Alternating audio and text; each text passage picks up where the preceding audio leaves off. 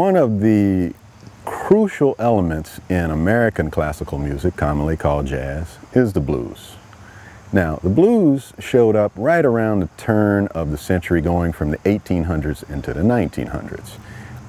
Now, you tie that into where this instrument was, the double bass was, and you will see, I'm going to give you some examples of how the function and how people play the bass change, and use the same blues to give you an example.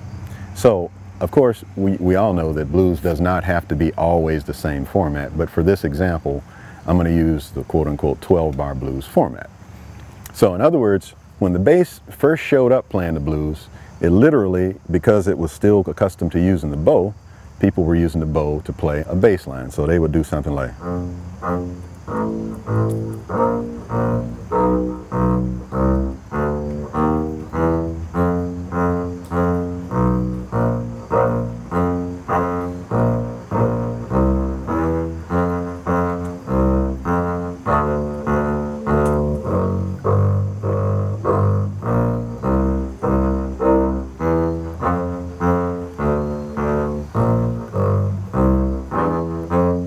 So that was a 12-bar blues, and again, with the bow.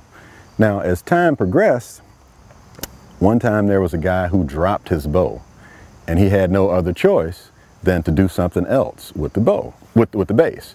And so what he did was, he just took the bass and he said,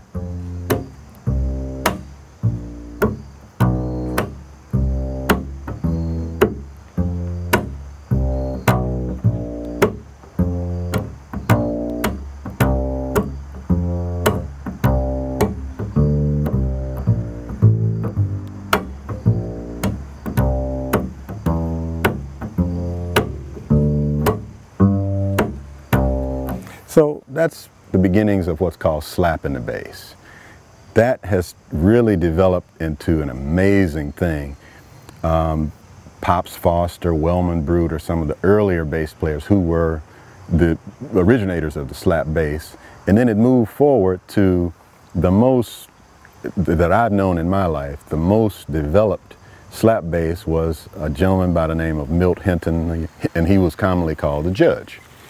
So let me give you an example. In the blues, I'll start out with what Wellman Broad and Pops Foster might have done, and then I'll end up doing what the Judge did. So they started out with something like...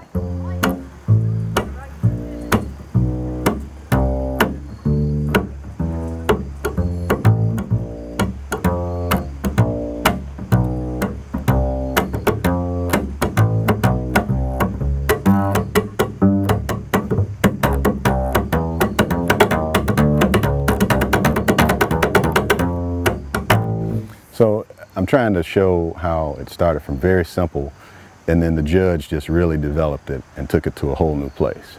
Now, some of the other things, other uses, the other functions and different styles of playing the bass are what's called picking the bass, or in musical terms called pizzicato. And early on within the Basie band, the bass player came up with what's called a walking bass line. And that pretty much just sets the topography for the song. So a walking bass line, still playing the blues, would be something like that. Early walking bass line would be...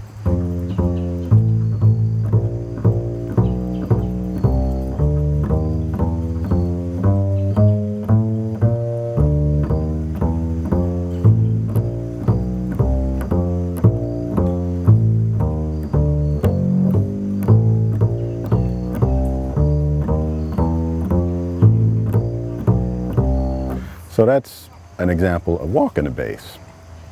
But then as time moved on, the bass was still walking, but the bass suddenly stopped just being in the background of the band.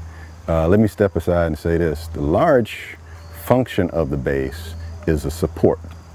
It supports the other instrument. It provides a rhythmic support as well as a harmonic support, because we're playing notes, but we're also playing them in time. So that is unique to the bass, as it has a function that connects it with, say for instance, a drummer or a percussionist, but it also connects it with all of these other harmonic instruments, whether it be a vocalist or a horn or a piano or a guitar. So that's why largely when you see a bass player in a band, you'll see him a lot of times in the middle, because he has this function. The other thing that you will see from the bass is, as it developed over time, and the shape changed, by the way. It used to be largely, you know, much bigger shoulders. It was harder to play, so guys could only play down here unless they had these really long arms. But as it changed over time, then it became a lot easier to play, and the technical facility of the bass improved drastically. As a matter of fact, I would venture to say that this instrument, technically speaking and proficiency speaking, has developed more in the last, say, 50 or 60 years than any other instrument. Because, say for instance, before 1940, the bass was, if not all, certainly 98% of the time in the background. It was felt and not heard. But then along came a guy right around 1939, 1940, 1941. His name is Jimmy Blanton. He's the father of the American modern jazz bass. He brought us from being in the background to the front. And he would take a tune, he'd play the melody, and he would actually solo with the bow or with his fingers. He might do.